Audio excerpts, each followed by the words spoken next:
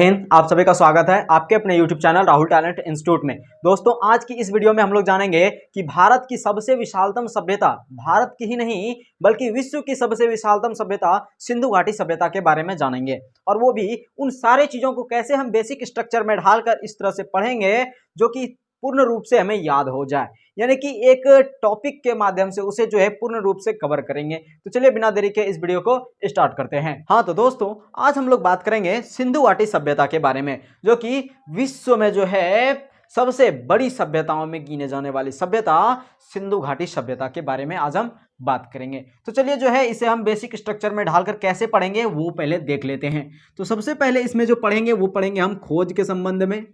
खोज का मतलब यानी कि सिंधु घाटी सभ्यता का खोज जो है वो कहां से स्टार्ट होता है, कहां से स्टार्ट होता है उसका खोज जो है, और प्रॉपरली रूप से उसका खोज हो जाता है। उनके बाद हम लोग करेंगे काल के बारे में, यानी सिंधु घाटी सभ्यता का काल कब से कब तक रहा है, यानी सिंधु घाटी सभ्यता का जो है शुरुआत और उसके बाद उनका पतन कब से कब तक रहा है उनके बारे में बात करेंगे। और फिर उसके बाद नामकरण के बारे में बात करेंगे कि सिंधु घाटी सभ्यता का कई तरह से नाम दिए गए हैं, जैसे कि हम लोग पढ़ते हैं 3 तरह के नाम, उन तीनों नामकरण को भी पढ़ेंगे, क्यों पढ़ा है आखिर सिंधु घाटी सभ्यता का 3 नाम, उन सब के बारे में भी जानेंगे। उसके बाद उद्भव के बारे में जानेंगे। उद्भव यानी जिसे बोलते हैं खोजकर्ता, यानी कि उद्भव सिंधु घाटी सभ्यता का जो उद्भव हुआ है, जन्म जो हुआ है वो कहां से हुआ है, किसके द्वारा हुआ है, इन सब के बारे में हम लोग जानेंगे। उसके बाद जो है विशेषता पढ़ेंगे, उसके बाद विशेषता को पढ़ेंगे। विशेषता का मतलब ये हुआ कि सिंधु घाटी सभ्यता जो हमारी है इसकी प्रमुख विशेषताएं कौन कौन सी रही है, इन सब को भी जो है बेसिक स्ट्रक्चर में ढाल के आपको बताया जाएगा। उसके बाद जो है विस्तार को पढ़ेंगे, यानी सिंधु घाटी सभ्यता का विस्तार कितने बड़े क्षेत्र तक है, इन सब को हम जानेंगे। और अगले वीडियो में हम लोग कवर करेंगे प्रमुख स्थल और फिर पतन, यानी सिंधु घाटी सभ्यता का पतन किस प्रकार से हुआ उसके बारे में जानेंगे और उनके कारण को भी समझेंगे। इसके बाद प्रमुख स्थल को भी जानेंगे। विश्व की अन्य प्राचीन सभ्यता जैसे मेसोपोटामिया की सभ्यता, मिस्र की सभ्यता, चीन की सभ्यताओं में सबसे विशालतम, चीन की सभ्यताओं में सबसे विशालतम सभ्यता भारतीय सभ्यता है, जिसे हम सिंधु घाटी सभ्यता के नाम से जानते हैं। तो इनको जो है हम एक बेसिक स्ट्रक्चर के माध्यम से आप कैसे याद करते हैं और कैसे पढ़ते हैं, कैसे समझते हैं, वो आप देखिए। अब जरा पूर्ण रूप से गौर से सिर्फ आप देखिए, आपको देखते ही हर टॉपिक आपको कवर हो जाएगा, बिल्कुल भी रटने की जरूरत नहीं पड़ेगी। तो चलिए देखते हैं। तो अब देखिए, आप याद रखिएगा कि सबसे पहले जो 1826 ईस्वी में चार्ल्स मैसन जी ने इनका खोज करने का प्रयास किया था, यानी खुदाई कार्य जो आरंभ हुआ था सिंधु घाटी सभ्यता का, वो 1826 ईस्वी में आरंभ हुआ था। यानी कि हुआ यूं था कि ब्रिटिश काल के एक व्यक्ति जिनका नाम चार्ल्स मैसन था, इन्होंने पाकिस्तान क्षेत्र का कई बार दौरा किया और इसे सिंधु घाटी सभ्यता से संबंधित कुछ बेसिक जानकारी मिली और इस बेसिक जानकारी को इसने जो है अपनी एक पत्रिका जारी किया, जिसमें कि इस चीज को जो है छपवा दिया, जो कि धीरे धीरे विकसित होता गया। उस पत्रिका का नाम है नैरेटिव ऑफ जर्नीस में जब इसको प्रकाशित कर दिया गया तो ये धीरे धीरे जो है धीरे विकसित ही होता गया। हालांकि इसको जो है ये पता नहीं हो पाया था कि यहां पर कोई सभ्यता है, लेकिन हाँ आभास तो जरूर हुआ था इन्हें, ठीक है। उसके बाद अब जो दूसरा नंबर पे आता है, तो सबसे पहले जो इसका खोज करने का जो प्रयास किया था वो किसने किया था, 1826 में चार्ल्स मैसन ने। अब देखिए, अब जो आता है वो बर्टन बंधु के सदस्य, और बर्टन बंधु जो थे वो इत्तेफाक से इसे जो है सिंधु घाटी सभ्यता का कुछ साक्ष्य से मिला था, लेकिन इन्होंने जो है खोज करने का इनका बिल्कुल भी इरादा नहीं था। इत्तेफाक से जो है इन्हें मिल चुका था वहां का कुछ साक्ष्य।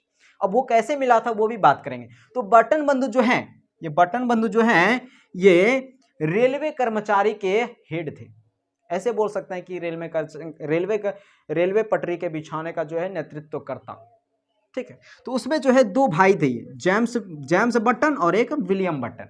तो ये दोनों जो है पाकिस्तान के 2 क्षेत्र, 1856 के आसपास पाकिस्तान के 2 क्षेत्र कराची और लाहौर के बीच जो है रेलवे पटरियां बन रही थी। पाकिस्तान के 2 क्षेत्र लाहौर और कराची के बीच रेलवे लाइन बन रही थी, और इसी बीच जो है एक टीले की खुदाई हो रही थी। एक टीले की खुदाई हो रही थी, क्योंकि आपको पता है कि रेलवे पटरी जो बनती है वो टीले पे चढ़ेगी और उसको जो है साफ सुथरा तो जरूर ही किया जाता है, क्योंकि कोई परेशानी ना हो किसी भी यात्रीगण को। इसलिए जो है जब टीले की खुदाई की जा रही थी तो उस दौरान इन्हें बटन बंधु के सदस्य को देखा गया कि उस खुदाई के दौरान से हमें ईंटें प्राप्त हो रही है, यानी उस खुदाई से जो है कई तरह की ईंटें प्राप्त हुई। तो उस ईंटों को जो है इसने निकाल के रेल की पटरी बनाने में उपयोग कर लिया गया, क्योंकि वो ईंटें जो थे बहुत ही मजबूत थे, इसलिए वो जो है आसानी से इसमें उपयोग कर लिया गया। हालांकि इसने जो है ये तो बिल्कुल भी इसके मन में नहीं आया कि यहाँ पे कोई सभ्यता रही होगी, लेकिन इन्हें यह आभास हुआ था, सिर्फ आभास हुआ था कि यहाँ कोई पुरानी बिल्डिंग रही होगी, पुरानी खंडहर रही होगी, लेकिन यह किसी सभ्यता का अंग है इसे यह बिल्कुल भी पता नहीं चला। ठीक है, इसे यह बिल्कुल भी पता नहीं चला और इसने जो है इसके संबंध में ज्यादा शोध करने का प्रयास भी नहीं किया। और वैसे भी जिसे पता ही नहीं कि यहाँ पे खजाना है या नहीं, तो वो शोध काहे करेगा, फालतू का बर्बाद टाइम थोड़ी ना करेगा। तो इसे इत्तेफाक से मिल चुका था इनका साक्ष्य, तो वो साक्ष्य बटन बंधु को ईंटे का साक्ष्य मिला था 1856 ईस्वी में। ठीक है, अब देखिए अलेक्जेंडर कनिंघम जी जो कि 1872 से 1885 के बीच पुरातत्ववेत्ता रहे हैं, तो इनके बीच जो है सिंधु घाटी सभ्यता का कार्य आरंभ किया गया। यानी सर्वप्रथम यदि किसी ने सिंधु घाटी सभ्यता का कार्य आरंभ करवाया है तो वो अलेक्जेंडर कनिंघम साहब थे। अलेक्जेंडर कनिंघम साहब थे जिसने सर्वप्रथम अपनी इच्छा से सिंधु घाटी सभ्यता का कार्य आरंभ करवाया था। तो अलेक्जेंडर कनिंघम साहब जी जो थे इन्होंने 1872 से 1885 के बीच इसके संबंध में कई बार जो है पाकिस्तान क्षेत्र, भारत, कई तरह के क्षेत्र में पूर्ण रूप से दौरा किया और कुछ बेसिक जानकारी ही नहीं बल्कि बहुत सारी जानकारियां इकट्ठा की, लेकिन यह भी अलेक्जेंडर कनिंघम साहब भी उतने सफल नहीं हो पाए जितनी सफलता की आवश्यकता थी। तो अंत में जो है आ जाते हैं जॉन मार्शल साहब। जॉन मार्शल साहब जब आ जाते हैं तो इसने जो है ये एक पुरातत्ववेत्ता रहे हैं। जॉन मार्शल जी भारत के अन्य पुरातत्ववेत्ताओं के हेड थे, भारत के प्रमुख पुरातत्ववेत्ताओं के हेड थे, मैनेजर थे। तो इनके नियंत्रण में जो है दो व्यक्ति कार्य कर रहे थे, एक दयाराम साहनी और एक राखलदास बनर्जी। दो व्यक्ति कार्य कर रहे थे, दयाराम साहनी और राखलदास बनर्जी। वायु की खुदाई करते करते दौरान जो है 1921 ईस्वी में दयाराम साहनी के नेतृत्व में, जब दयाराम साहनी खुदाई कर रहे थे, इसके नेतृत्व में जो है हड़प्पा क्षेत्र का खोज हो गया। हड़प्पा क्षेत्र को इसने जो है हड़प्पा स्थल को जो है खोज कर लिया। किसके नेतृत्व में? तो दयाराम साहनी के नेतृत्व में। उसके बाद जो है राखलदास बनर्जी के नेतृत्व में 1922 को मोहनजोदड़ो की खोज हुई।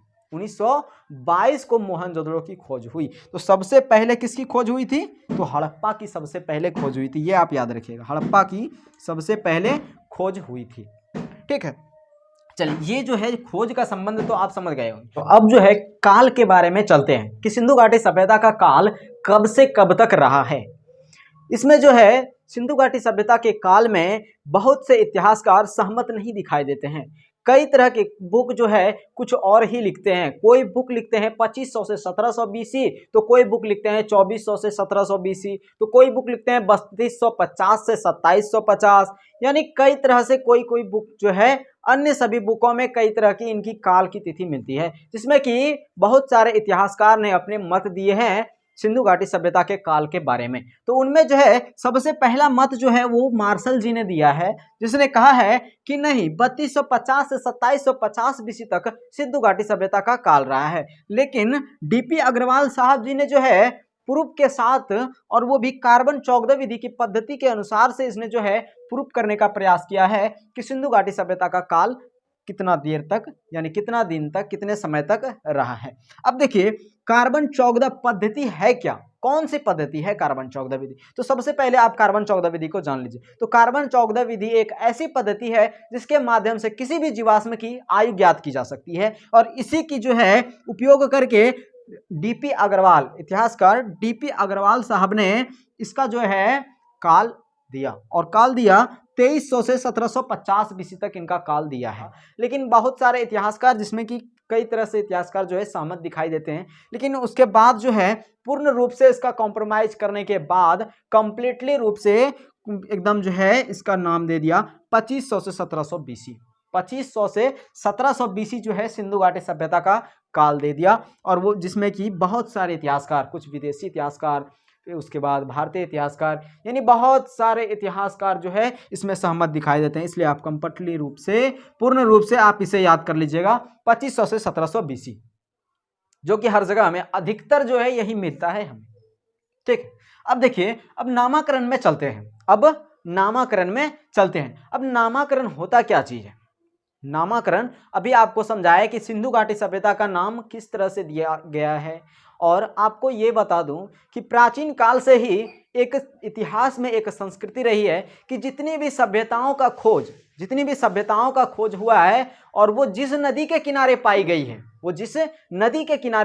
है, उस नदी के आधार से उसका नामकरण कर दिया गया है। जैसे कि मेसोपोटामिया की सभ्यता दजला और फरात नदी के किनारे पाई गई, इसलिए मेसोपोटामिया की सभ्यता को दजला व फरात की सभ्यता भी कहते हैं। उसी प्रकार से मिस्र की सभ्यता नील नदी के किनारे पाई गई, इसलिए मिस्र की सभ्यता को नील की सभ्यता कहते हैं। ठीक उसी प्रकार से सिंधु घाटी सभ्यता यानी भारतीय सभ्यता सिंधु नदी के किनारे पाई गई, इसलिए इसे सिंधु घाटी सभ्यता कहते हैं। देखिए, सिंधु घाटी सभ्यता इसलिए इसे कहते हैं। उसके बाद जो है वो सिंधु सरस्वती सभ्यता। लेकिन अभी आपको बता दूं कि सबसे पहले यानी कि आजादी से पूर्व यदि सिंधु घाटी सभ्यता का उत्खनन के स्थल को बारे में आप जानेंगे तो वो मात्र 40 से 50 स्थल थे, 40 से 50 स्थल थे। लेकिन आजादी के बाद आज के समय में यदि देखें तो आज 1500 से भी अधिक स्थल मिल चुके हैं। तो बहुत सारे स्थल खुदाई करने के बाद, मिलने के बाद यह देखा गया कि सिर्फ सिंधु नदी के किनारे ही नहीं स्थित हैं हमारे भारतीय सभ्यता, बल्कि सरस्वती नदी के किनारे भी कुछ स्थल स्थित हैं। इस वजह से बाद में इसका नाम सिंधु सरस्वती सभ्यता पड़ गया। हालांकि यह जो है किसी भी बुक में आपको नहीं मिलेगा, सिंधु सरस्वती सभ्यता किसी भी बुक में, यहाँ तक कि एनसीईआरटी में भी इसे नहीं उठाया गया, क्योंकि ये जो है नहीं लिया गया, ये सिर्फ विद्वानों में ही प्रचलित रह गया है। लेकिन उसके बाद जो है वो हड़प्पा सभ्यता क्या चीज़ है। अब देखिए, इतिहास में एक हमेशा से कल्चर यही रहा है कि किसी भी सभ्यता का यदि नामकरण में कोई परेशानी या कोई कठिनाइयां आती है तो उस सभ्यता का नामकरण उस आधार पर कर दिया जाएगा जो कि उस सभ्यता में सर्वप्रथम जिस स्थल की खुदाई हुई है। क्या नहीं समझ में आया? अरे सर्वप्रथम जिसकी खुदाई हुई है, तो सिंधु घाटी सभ्यता में सर्वप्रथम किसकी खुदाई हुई है? तो अभी आपने यहां पढ़ा था कि सर्वप्रथम खुदाई दयाराम साहनी के द्वारा 1921 ईस्वी में हड़प्पा की हुई है। इस वजह से भारतीय सभ्यता को हड़प्पा सभ्यता के नाम से जानते हैं। कंप्लीट। अब देखिए, उद्भव और खोजकर्ता। अभी आपने देख लिया था कि उद्भव और खोजकर्ता का मतलब होता है कि सिंधु घाटी सभ्यता का उद्भव कैसे हुआ, यानी उसका जो जन्म कहां से हुआ, किसने उसे जन्म दिया, इसके बारे में देखते हैं। हाँ, तो सिंधु घाटी सभ्यता के उद्भव के बारे में जब निष्कर्ष निकाला गया तो उसमें कई विद्वानों में, कई इतिहासकारों में मतभेद दिखाई देते हैं। जिस वजह से इसमें कई इतिहासकारों ने अपने अपने मत को देकर इसे सिद्ध करने का, यानी अपने मत को सिद्ध करने का प्रयास किया है, जिसमें कि विदेशी मत में आते हैं। विदेशी मत को सिद्ध करने वाले जितने भी थे, विदेशी कहने का मतलब यह है कि विदेशी मत वाले ने कहा कि भारतीय सभ्यता जो है इसका विकास विदेशों ने किया है। यानी विदेशों का मतलब यह हुआ कि आप एक चित्र से समझिए, आप बस इसको मिटा दें ना। देखिए, ये देखिए, ये हो गया हमारा, मान लीजिए आप ये हो गया भारत, मान लीजिए, सॉरी, ये हो गया मान लीजिए आप ये बस भारत मान लीजिए। तो यहाँ से थोड़ी सी दूर आने बाद यहाँ पे आपको मेसोपोटामिया की सभ्यता मिलेगी। कौन सी सभ्यता? मेसोपोटामिया की सभ्यता आपको मिलेगी। मेसोपोटामिया की सभ्यता आपको यहाँ मिलेगी। ठीक, उसके आगे आने पर आपको जो है यहाँ अफ्रीका में मिस्र की सभ्यता मिलेगी। अफ्रीका में आपको मिस्र की सभ्यता मिलेगी। उसके बाद यहाँ जो मेसोपोटामिया की सभ्यता आपको जो मिलती है, इसी के अंदर जो है एक सभ्यता है जिसका नाम है सुमेरियन सभ्यता। इसका नाम है सुमेरियन सभ्यता। और कहने का मतलब यह है कि विदेशी मत वाले ने कहा कि सुमेरियन सभ्यता के लोगों ने जो है इसका विकास किया है, भारतीय सभ्यता का विकास किया है, उद्भव किया है, जन्म दिया है। तो क्यों आखिर कहा? क्योंकि उनका कहना था कि यहाँ जो थे ये भारत के ठीक बगल में थे, भारत के ठीक बगल में थे। तो क्या बगल में, तो क्या इसी ने विकास किया? नहीं, इसने जो है अपने चीज को प्रूव करने का प्रयास किया है। और इसने क्या क्या तर्क दिए वो देखिए। इसने कहा कि जिस प्रकार से सुमेरियन सभ्यता में भवनें पाई गई, पक्के के भवन, ठीक उसी प्रकार से भारतीय सभ्यता में पक्के की भवनें पाई गई। जिस प्रकार से यहां मोहरों का यूज होते थे, ठीक उसी प्रकार से वहां भी मोहरों का यूज होते थे। जिस प्रकार से यहां की धार्मिक परंपराएं थी वो भारत की धार्मिक परंपराओं से कुछ मिलती जुलती थी। इस वजह से उसने कहा कि सुमेरियन सभ्यता के लोगों ने भारतीय सभ्यता का उद्भव किया है, खोज किया है, विकास किया है। अब देखिए इस चीज को मानने वाले यानी विदेशी मत को मानने वाले में से पहला थे मार्शल, उसके बाद व्हीलर, फिर चाइल्ड, डीडी कौशाम्बी, यानी प्रमुख इतिहासकार थे जो कि विदेशी मत को मानने वाले थे। उसके बाद अब आते हैं स्थानीय मत की ओर। स्थानीय मत में भी जो है अपने अपने चीज को जो है, स्थानीय मत का मतलब ये हुआ कि अपनी चीज पे जो है जो प्रूव करने का प्रयास कर रहा हो, अपने ही चीज को जो प्रूव करने का प्रयास कर रहा हो, यानी वही स्थान के लोग जो जहां की उसका जन्म हुआ हो और अपने आप को जो है प्रूव करने का प्रयास किया, यानी कह देते हैं साफ साफ कि भारतीय लोगों ने जो है प्रूव करने का प्रयास किया।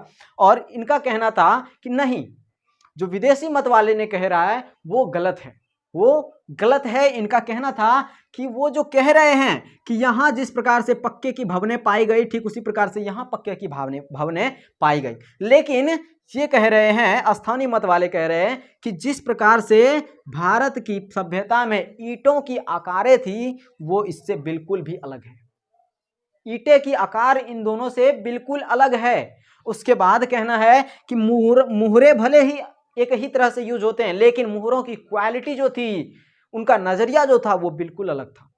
यहाँ नालियों की व्यवस्था एकदम बड़ी लंबी चौड़ी नालियां थी और यहाँ की सड़कें जो थी वो समकोण रूप में काटती थी। तो इन सब चीज को देकर जो है स्थानीय मत वाले ने अपने चीज को प्रूव करने का प्रयास किया। उसके बाद जो है अब आता है द्रविड़ जाति के लोग, जिसे कि राखालदास बनर्जी जी मानते हैं। राखालदास बनर्जी जी ने कहा कि द्रविड़ जाति के लोगों ने सिंधु घाटी सभ्यता का खोज किया है, जो कि बहुत ही इंपॉर्टेंट है, मोस्ट बीबीआई आप याद रखिएगा। यहां से ऑब्जेक्टिव आपको जरूर बना के पूछा जाएगा कि सिंधु घाटी सभ्यता का खोज या फिर सिंधु घाटी सभ्यता का उद्भव किसके आधार पे हुआ है या किसने किया है, तो द्रविड़ जाति के लोगों ने। ये आपको पूछ सकता है कई तरह से, ठीक है। अब देखिए, अब कहने का कुछ इतिहासकारों का कहना है, इसका जो है अलग ही कुछ गंगा बहा रहा था और ये इसका कहना है आर्य, इसका कहना था कि नहीं, सिंधु घाटी सभ्यता का उद्भव जो किया है वो आर्य के लोगों ने किया है, आर्यवासी ने किया है। अब देखिए कि आर्यवासी ने, अब आप ही समझिए कि यदि आर्य इतने पहले आ गए थे, यदि आर्य इतने पहले आ गए थे तो वो वैदिक काल में आकर झोपड़ियों में क्यों रहते, जब उन्हें पक्के की भवनें बनाना, सड़कें चौड़ी चौड़ी बनाना, इतनी सारी सुविधाएं उसको जब सब कुछ आती थी, तो फिर वो वैदिक काल में आकर क्यों आखिर झोपड़ी में रहते हैं। तो इस चीज को जो है बिल्कुल भी महत्ता नहीं दी गई, इसे बिल्कुल भी जो है नहीं दिया गया, इतिहास में इसे नहीं दिया गया। लेकिन इन सब चीजों को मानने वाले में से थे टी.एन. रामचंद्र, लक्ष्मण स्वरूप पुसालकर, यानी इन सब इतिहासकार जो थे वो मानने वाले थे कि आर्य जो है, आर्य ने ही सिंधु घाटी सभ्यता का जो है क्या किया है, उद्भव किया है। उसके बाद अब जो है विशेषता की ओर चलते हैं, तो चलिए विशेषता की जो है पॉइंट को लिख लेते हैं। हाँ, तो अब नगरीय सभ्यता, भारत की पहली नगरीय सभ्यता, यानी भारत में यदि कभी नगरीय सभ्यता के स्वरूप का जन्म हुआ है तो वो सिंधु घाटी सभ्यता के रूप में जन्म हुआ है। यानी भारत में सर्वप्रथम सिंधु घाटी सभ्यता के रूप में ही नगरीय सभ्यता का जन्म हुआ है।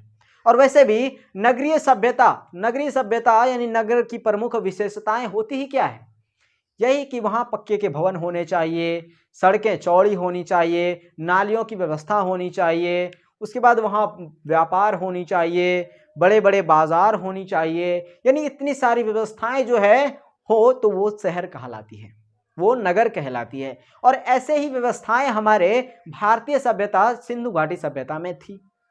तो ये हो गया हमारा क्या, सिंधु घाटी सभ्यता जो है वो नगरीय सभ्यता थी, ठीक है। उसके बाद कांस्य युगीन सभ्यता, अन्य सभी विशेषताओं में एक प्रमुख है, वो कांस्य युगीन सभ्यता है। अब देखिए कांस्य युगीन सभ्यता जो आती है ये है क्या, आखिर कांस्य युगीन सभ्यता मतलब क्या, कांसा का सभ्यता, कांसा का युग चलने वाला सभ्यता, क्या सिंधु घाटी सभ्यता में कांसा चलता था। अब आपको बता दूं कि इतिहास में यह भी कल्चर रहा है, इतिहास में यह भी कल्चर रहा है कि जिस जिस सभ्यता में सबसे अधिक धातु या किसी भी वस्तु का उपयोग होता है तो वह वहां की प्रमुख विशेषता बन जाती है। जैसे किसी सभ्यता में तांबा का यूज अधिक हुआ है, तांबा का यूज अधिक हुआ तो उसे हम ताम्रयुगीन सभ्यता कहते हैं, उसे हम ताम्रयुगीन सभ्यता कह सकते हैं। उसी प्रकार से जो है कहीं यदि मान लीजिए किसी सभ्यता में पत्थर का अधिक यूज हुआ है, पत्थर का अधिक यूज हुआ है तो उसे क्या बोलेंगे, पाषाण कालीन सभ्यता या पाषाण युगीन सभ्यता। किसी सभ्यता में मान लीजिए कि लोहे का अधिक यूज हुआ है तो उसे क्या बोलेंगे, लौह युगीन सभ्यता। ठीक उसी प्रकार से हमारे भारतीय सभ्यता यानी सिंधु घाटी सभ्यता में अधिकतम यूज कांसे का हुआ है। अब बताइए कांसा जो है ये है क्या, कांसा जो है ये टीन और तांबा से मिलकर बने मिश्र धातु को ही हम कांसा कहते हैं। और इसी कांसा का जो है अधिक यूज हुआ है किसमें, सिंधु घाटी सभ्यता में। और इसी कांसा का यूज करके सिंधु घाटी सभ्यता जो है ऊंची से ऊंची बुलंदियों को चढ़ता गया है, जो कि प्रमुख विशेषता बन गई है आज सिंधु घाटी सभ्यता का। ठीक है, तो कांस्य युगीन सभ्यता जो है वो वहां की प्रमुख विशेषताएं रही हैं।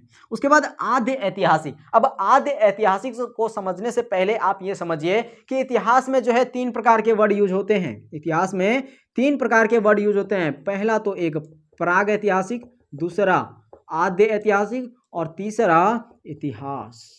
तीसरा इतिहास। अब देखिए प्राग का मतलब होता है प्राग ऐतिहासिक सभ्यता, इसको शॉर्ट में लिख दिए हैं, प्राग ऐतिहासिक सभ्यता, आद्य ऐतिहासिक सभ्यता, इतिहास। अब देखिए प्राग ऐतिहासिक सभ्यता जो है, प्राग ऐतिहासिक सभ्यता ऐसी सभ्यता को कहते हैं जो कि जिसकी जानकारी यानी ऐसी सभ्यता जिसकी जानकारी ना तो लिखित में मिली है और ना हम उसे पढ़ पाए। जब लिखित में उसकी कोई जानकारी ही नहीं मिली है तो पढ़ेंगे क्या, खाक।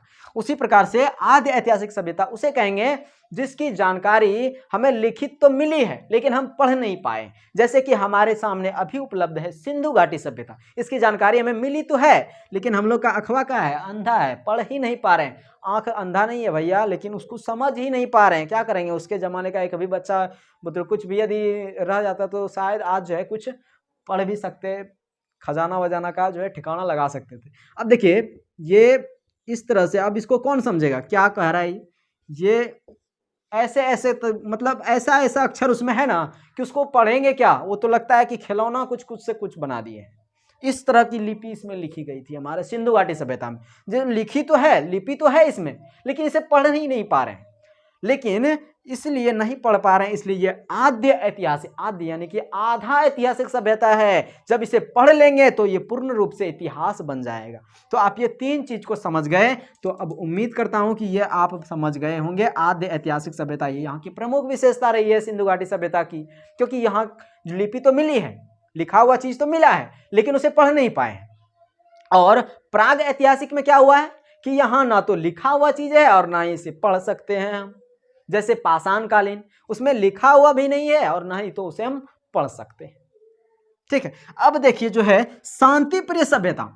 बहुत सारे आपने सभ्यता तो देखी होगी, बहुत सारी सभ्यताओं को आपने देखी होगी। वहां जो है युद्ध एक प्रमुख आधार बन गया था। बहुत सारी सभ्यता में आप यदि देखेंगे तो वहां सभ्यता की युद्ध एक प्रमुख आधार बन गया था। ऐसे मानिए कि बिना युद्ध किए उसे मन ही नहीं लगता है। लेकिन हमारे सिंधु घाटी सभ्यता में युद्ध की कोई भी निशानी नहीं मिली है, कोई भी निशानी नहीं। यहां तक कि संपूर्ण खुदाई के दौरान युद्ध से संबंधित एक भी सामग्री नहीं मिली है, कुछ भी नहीं मिली है, जो कि सबसे विशालतम सभ्यता है।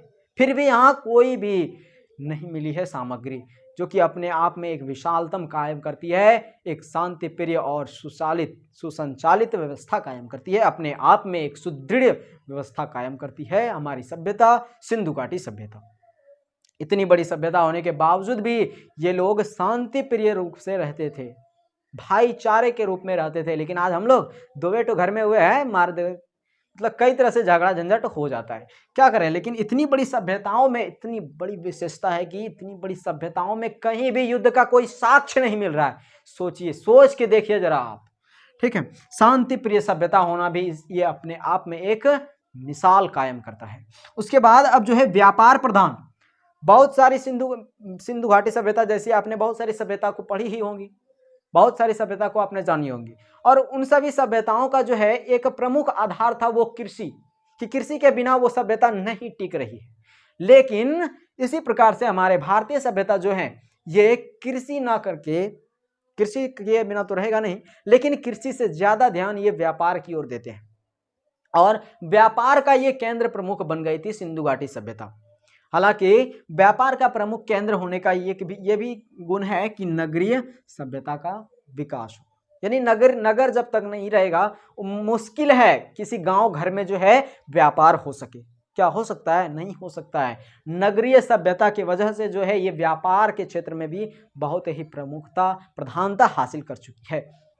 और अगर आज के भी दिन हम अगर देखें तो शहरें जो है वो अधिकतर कृषि क्षेत्र को छोड़कर अधिकतर व्यापार की क्षेत्र में अग्रसर होते जा रहे हैं। ठीक उसी प्रकार से जिस प्रकार से कि सिंधु घाटी सभ्यता के लोग व्यापार की ओर अग्रसित थे। तो ये चीज आप समझ गए होंगे कि व्यापार प्रधान यहाँ की एक प्रमुख विशेषताएं थी। उसके बाद अब आता है विस्तृत सभ्यता। अब देखिए विस्तृत सभ्यता जो है ये क्या चीज है? विस्तृत सभ्यता का मतलब ये हुआ कि हमारे सिंधु घाटी सभ्यता जो है ये कितने क्षेत्र तक विस्तृत थे, कहां से कहां तक ये विस्तृत थे, कहां से कहां तक फैले। सिंधु घाटी सभ्यता जो थी इनका विस्तार बहुत बड़े क्षेत्र में था। सिंधु घाटी सभ्यता का विस्तार जो था वो बहुत बड़े क्षेत्र में था। या यूं कह लीजिए कि ये मान लीजिए आप मेसोपोटामिया की सभ्यता मान लीजिए सिर्फ ये मान लीजिए कि मेसोपोटामिया की सभ्यता और ये मान लीजिए मिस्र की सभ्यता, और इस दोनों की सभ्यता को यदि मिला दें तो इससे जो क्षेत्रफल बनेगा उससे भी 12 गुना ज्यादा बड़ी थी हमारी सिंधु घाटी सभ्यता। सोच के देखिए आप। उसके बाद अब विभिन्न आधार में हम लोग पढ़ेंगे राजनीतिक, आर्थिक, सामाजिक, सांस्कृतिक। अब देखिए विभिन्न आधार जो है इसका मतलब ये हुआ कि ये जो है आधारित कैसे थे, किस पे थे आधारित, ये किस चीज पे आधारित थे वो आपने पहले पढ़ चुका है। क्या विश्वास नहीं हो रहा है? अभी देख लीजिए ना। राजनीतिक का मतलब क्या हुआ कि वहां सत्ता कौन चलाते थे, वहां कैसे रहते थे लोग, उस पर संचालित कोई वहां की व्यवस्था कैसे संचालित होती थी। उसके बाद आर्थिक यानी कि वहां क्या प्रक्रिया थी, दिनचर्या चलाने का क्या वहां था। उसके बाद सामाजिक वहां क्या सामाजिक व्यवस्थाएं थी। उसके बाद सांस्कृतिक, वहां की संस्कृति क्या रही थी। तो ये सब चीज जो है हमें पुरातात्विक स्रोत के माध्यम से मिला है, जिस वजह से हम राजनीतिक के बारे में क्या कह सकते हैं, लेकिन अधिकतर इतिहासकारों का मत इसमें रहा है वहां के व्यापारी वर्ग के प्रमुख लोग वहां की संचालित करते थे, वहां सत्ता कायम किए हुए थे। यहाँ से क्वेश्चन बहुत ही कम बनते हैं। यदि आप मेंस वगैरह का यदि एग्जाम देते हैं तो उसमें जो है इसको आप इस चीज के बारे में आपको जो है बहुत ही विस्तृत रूप में पढ़ना होगा। मेंस का एग्जाम देते हैं तो, अन्यथा इसमें जो है आपको ज्यादातर नहीं करना पड़ेगा। अब देखिए आर्थिक में आप क्या सोच सकते हैं, सोचिए जरा। आर्थिक में आप तो पहले पढ़ चुके हैं कि यहाँ की प्रमुख प्रणाली जो रही थी वो क्या रही थी, व्यापार रही थी। व्यापार के बदौलत ही पूरी जो है सिंधु घाटी सभ्यता टिकी हुई थी, व्यापार करने में बहुत ही अग्रसर थे। सामाजिक से क्या पढ़ा है? अब देखिए सामाजिक में बहुत से इतिहासकारों का कहना है कि यहाँ जो है, यहाँ क्या कहना है वो देखिए आप। पहले आपने ये तो पढ़ा ही होगा, वैदिक काल में आपने पढ़ा ही होगा कि वैदिक काल में जो 4 वर्ग थे, कौन कौन? ब्राह्मण, क्षत्रिय, शूद्र और वैश्य, यानी 4 वर्ग थे जो कि वैदिक काल में जाके पढ़ेंगे। लेकिन यहाँ हमें 2 वर्ग मिले हैं, पहला उच्च वर्ग और निम्न वर्ग। सांस्कृतिक में हम लोग क्या पढ़ेंगे? सांस्कृतिक में कला साहित्य के बारे में पढ़ेंगे, धार्मिक परंपराओं के बारे में पढ़ेंगे। उसके बाद यहाँ की कलाकृति, बर्तन कला निर्माण, इन सब के बारे में हम लोग जो है पढ़ेंगे। मुहरों का निर्माण, इन सब चीज़ों के बारे में सांस्कृतिक उपलब्धि में पढ़ेंगे। अब जो है हम विस्तार की ओर बढ़ते हैं कि सिंधु घाटी सभ्यता का विस्तार जो है वो किस प्रकार से है। इन सब को जो है हम एक चित्र के माध्यम से बताने का आपको प्रयास करते। तो हाँ, तो छोटा सा जो है हमने भारत का मानचित्र बना लिया है। अब जिससे जो है विस्तार के संबंध में बात करेंगे। तो देखिए इसमें जो है विस्तार हमारे सिंधु घाटी सभ्यता का जो रहे हैं वो आप सबसे पहले समझिए। विस्तार इनका सबसे पहले यहाँ से शुरू करते हैं। यहाँ जो है जम्मू कश्मीर में एक जगह है मांदा, जम्मू कश्मीर में एक जगह है मांदा, और यहाँ से जो है विस्तार इसका स्टार्ट हो जाता है। उसके बाद यहाँ पे यूपी में जो है एक जगह है आलमगीरपुर, आपको पता ही होगा, पढ़े होंगे तो। आलमगीरपुर यूपी में एक जगह है। उसके बाद यहाँ पे जो है महाराष्ट्र में एक जगह है, महाराष्ट्र में एक जगह है दायमाबाद, दायमाबाद। उसके बाद जो है यहाँ बलूचिस्तान में, यहाँ पे बलूचिस्तान में एक जगह है, बलूचिस्तान में एक जगह जिसका नाम है सुतका गेंडोर जिसका नाम है। अब देखिए इसको जो है मिला देते हैं हम लाइन को, यूं ये हो गया, ये इस तरह से हम इसे ड्रॉ कर दिए। अब देखिए ये जो मिला दिए तो इसको जो है थोड़ा सा पेंट भी कर देते हैं, क्या जरूरी है, देखिए चलिए ये हमारा बन गया। अब देखिए इसमें जो है समझते हैं हम कि ये चीज़ जो है दायमाबाद, महाराष्ट्र, ये सब चीज़ जो है क्या है आखिर। ये दायमाबाद जो है ये महाराष्ट्र के क्षेत्रफल, ये सीमा बनाते हैं, यानी 1 2 3 और 4 इन सब से जो है सीमा बनाते हैं। ये 4 स्थलों से सीमा बनाते हैं, कौन, सिंधु घाटी सभ्यता के क्षेत्रफल। और ये टोटल क्षेत्रफल जो है ये किसमें है, पश्चिमोत्तर में है। ये किस दिशा में है, पश्चिमोत्तर दिशा में ये क्षेत्रफल बसे हुए हैं सिंधु घाटी सभ्यता। भारत की पश्चिमोत्तर दिशा में सिंधु घाटी सभ्यता बसे हुए हैं। अब देखिए ये जो है टोटल यदि आप देखें तो ये 13 लाख वर्ग किलोमीटर में फैला हुआ है। 13 लाख वर्ग किलोमीटर, सोचिए कितना बड़ा क्षेत्रफल है, 13 लाख वर्ग किलोमीटर में फैला हुआ है। पूर्ण क्षेत्रफल इसका 13 लाख वर्ग किलोमीटर है। और यदि पश्चिम से पूरब की ओर देखें तो ये मात्र 1600 किलोमीटर में फैला हुआ है, मात्र 1600 किलोमीटर में। और अगर उत्तर से दक्षिण देखें तो ये जो है 1400 किलोमीटर में फैला हुआ है। उत्तर से दक्षिण देखें तो 1400 किलोमीटर में फैला हुआ है। और इसमें जो है इससे यानी कि ये जो है जितना क्षेत्रफल घेर रहे हैं इसमें मात्र 3 देशों में ही इतना सारा क्षेत्रफल घेरा हुआ है। 3 देशों में, वो कौन कौन से देश हैं, वो देश हैं अफगानिस्तान, कौन कौन से हैं, पहला तो है अफगानिस्तान, उसके बाद है पाकिस्तान, उसके बाद है हमारा प्यारा सा देश भारत। अब देखिए अफगानिस्तान में जो है मात्र 2 स्थल हैं, अफगानिस्तान में मात्र 2 स्थल मिले हैं। उसके बाद पाकिस्तान में जो है 500 550 से प्लस स्थल मिले हैं। उसके बाद भारत में जो है 900 से प्लस स्थल मिले हैं। टोटल यदि देखें तो 1500 स्थल मिल चुके हैं, 1500 से प्लस स्थल मिल चुके हैं। और ये जो है हैरानी वाली बात यह है कि आज़ादी से पहले यदि देखें तो मात्र 40 से 50 स्थल ही इसमें मिले थे, 40 से 50 स्थल ही मात्र सिंधु घाटी सभ्यता में मिले थे। लेकिन 1921 में जैसे आपने देखा कि खोज होना स्टार्ट हो गया था, और आज की डेट में यदि देखें तो वो 1500 से अधिक स्थल मिल चुके हैं। तो जिसमें कि 900 से प्लस भारत में, 500 550 से पाकिस्तान, 2 अफगानिस्तान। तो ये सारे क्षेत्रफल हैं। और महाराष्ट्र ये दायमाबाद जो है ये गोदावरी नदी के किनारे स्थित है। कहाँ है जी, गोदावरी नदी के किनारे। आलमगीरपुर ये हिंडन नदी के किनारे स्थित है। मांदा ये चिनाब नदी के किनारे स्थित है। उसके बाद ये सुतका गेंडोर यानी बलूचिस्तान, ये जो सीमा बना रहे हैं ये जो है दास्क नदी के किनारे स्थित है। कहाँ है, दास्क नदी के किनारे, जो कि अपने आप में एक बेमिसाल कायम करता है सिंधु घाटी सभ्यता। तो ये चीज़ हमारे हैं आज की इस वीडियो में। अगले वीडियो में हम लोग जो है विशेषता इस वीडियो में कवर कर लिए। अगले वीडियो में हम लोग जो है इसके प्रमुख स्थल के बारे में बात करेंगे, प्रमुख स्थल के बारे में, इसको याद करने का आपको ट्रिक भी उसमें बताएंगे। और उसके बाद जो है फिर इसका पतन कैसे हुआ इसके संबंध में हम अगले वीडियो में बात करेंगे। उम्मीद करता हूँ आज की इस वीडियो को आपको बहुत कुछ समझ में आया होगा, बहुत कुछ सीखने को भी मिला होगा। और अगर वीडियो पसंद आई है तो ही लाइक कीजिएगा, और अगर पसंद नहीं आई है तो प्लीज़ डिसलाइक करके ज़रूर चले जाएगा, और कमेंट करके बताइएगा कि मुझ में और क्या कमजोरी है जो कि मैं सुधार सकूं। तो चलिए मिलते हैं अगले वीडियो में, तब तक के लिए जय हिंद, जय भारत।